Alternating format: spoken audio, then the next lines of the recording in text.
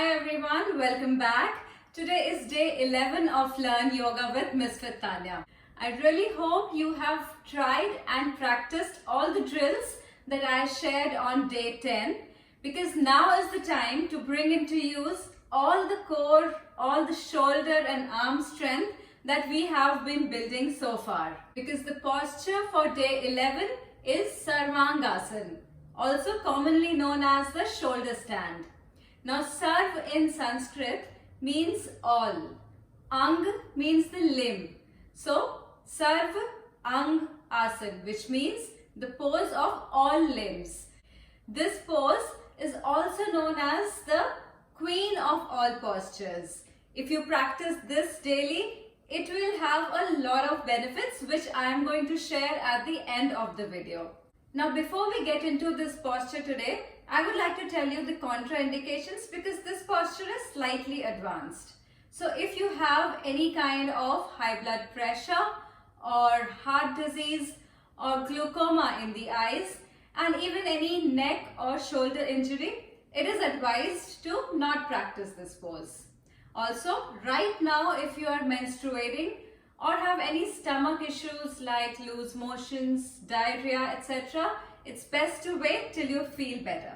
Now to get into the posture, lie down on your back with your legs straight, feet together and feet pointing towards you just like Dandasana. Keep your arms by the side of the body, palms facing downwards.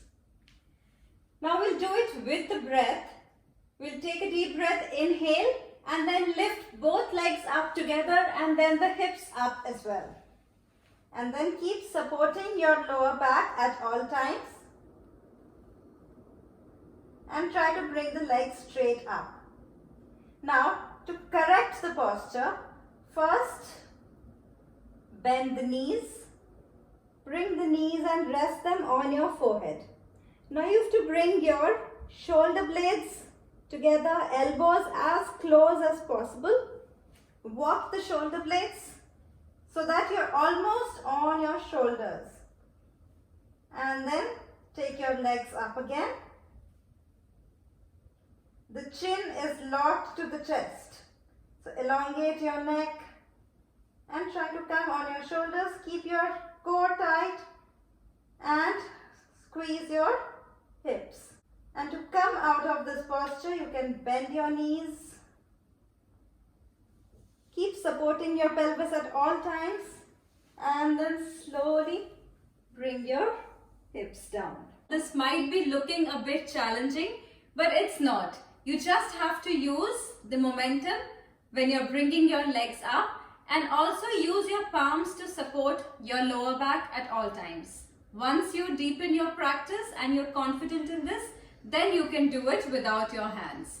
So if you do it with the hands, this is known as the Salamba Sarvangasana. So you're using your arms for your support. And if you don't use them, it becomes the Nirlamba Sarvangasana, in which you're not using your limbs, which I will demonstrate probably later in some other video. Now if you face challenges in lifting your hips up, most of the people will be able to lift the legs up, but lifting the hips up needs some strength. So you can start with the wall. I'll demonstrate how. So you can sit next to a wall so that your hips are touching the wall. So you're very close to the wall, and then keeping the hips closed, just lie down back and lift your legs up. So your heels are now on the wall. Now bend the knees, place your feet on the wall, lift your hips up, support your back, and then one leg at a time, lift the legs up. This is another way of getting into this posture to build some confidence. Now bend the knees, bring the hips down and then slowly roll out of the posture. Now firstly, this is an inversion. So your legs are high up and the blood starts flowing very easily towards the lower part of the body. This increases the blood circulation in your chest and throat region. This is where we have the thyroid and the parathyroid glands. Now this increased blood circulation, the blood supply and also the chin to the chest that we do It stimulates the thyroid and the parathyroid glands and helps in their better functioning. Now this pose also stretches the neck, the shoulder. It brings a lot of strength to your shoulders, to your arms, because that's what is carrying the entire weight. You also need to keep your core engaged to keep the legs straight. So you're also making your core muscles strong, your hips, your legs toned.